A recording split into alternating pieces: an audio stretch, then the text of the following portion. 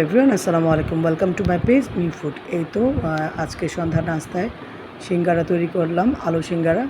তো আমি আলুগুলো ওই যে ভাজি করে নিয়েছি সিঙ্গারার জন্য। আর এখানে কালি জিরা দিয়ে আমি ডোটা তৈরি করে নিব। এখন আটা দিয়েছি, ময়দা দিয়েও করে অনেক, আমি আটা দিয়ে তৈরি করেছি। সয়াবিন তেল দিয়ে দিয়েছি, পরিমাণ মতো লবণ দিয়ে ডোটা তৈরি করে নিয়েছি। আমি এই যে নর্মাল পানি দিয়ে ভালো করে মথে নিয়েছি।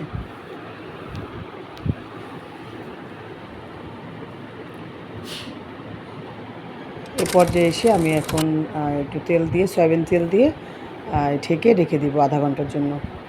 আধা ঘন্টা পর আমি ফিরে আসছি।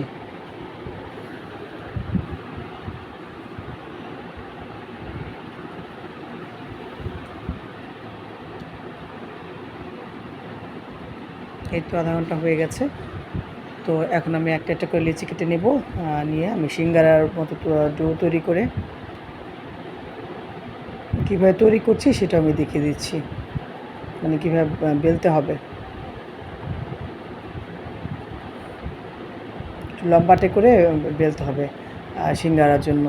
এই তো এইভাবে লম্বা করে বেলে মাঝখান দিয়ে কেটে দুই ভাগ করে নিতে হবে। তারপর দুইটা সিঙ্গারা তৈরি করা যাবে। এভাবে একটা বেলে দুইটা সিঙ্গারা তৈরি করা যাবে।